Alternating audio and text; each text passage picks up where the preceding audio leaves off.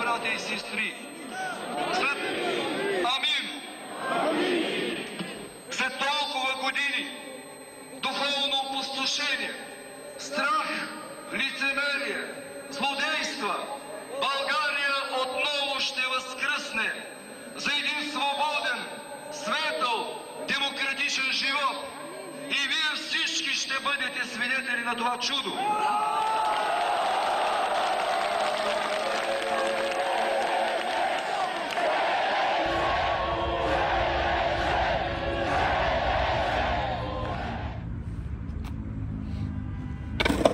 Ей, спри се! Какво? Кой си ти?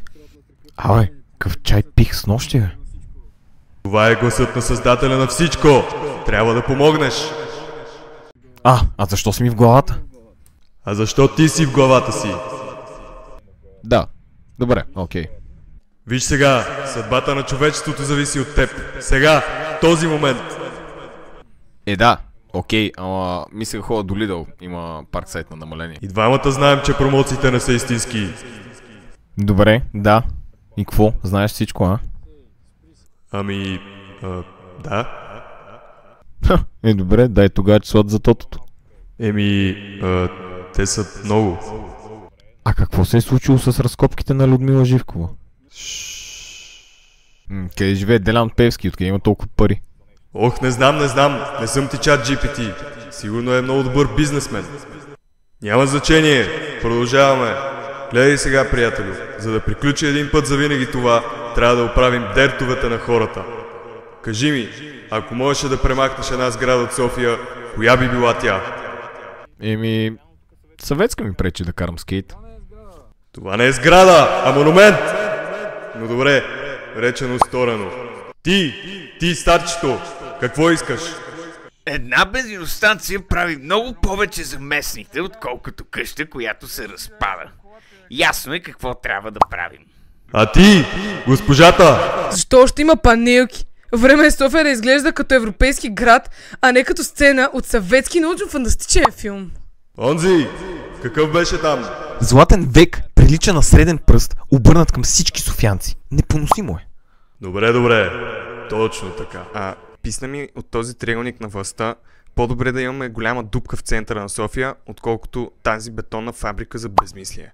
Окей, чакай. Единствената културна революция, дето направи НДК, е от търговци на чорапи до Коледен базар. Малко Кристал е по-спокойно. бъдището на цивилизационното развитие в София. Пълна скръб, естествената грация на младия пейкаджия от народен.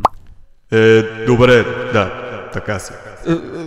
Евли Тауър, като студентски проект по архитектура, много амбициозен, малко мисъл за контекста. Манастирски ривали трябва да се разкара.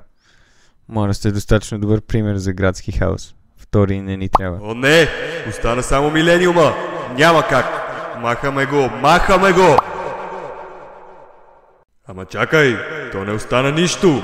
Не може така! Приятелю! Тук ли си още? Дай да турим нещо на тази празна ливада! И тук един Lidl може. Добре! Все пак има промоция. Къде ми е пентхауса? Къде ми е пентхауса? Къде изчезна изведнъж? Хайде, хубаво! Ама аз къде да живея сега? По дяволите! Ако искате да знаете, къщата с ягодите е културно наследство. Да, културно наследство и такива работи. Сега къде пия биричка? На народен. Искам кристал. Искам си кристала. Няма къде да пия бирички с приятелите ми. Нямам приятели вече. Кристал изчезна. Ужас! Чакайте! Секунда! Така! Ето, това е! Онези там! Кефи ли ви? Кефи ви!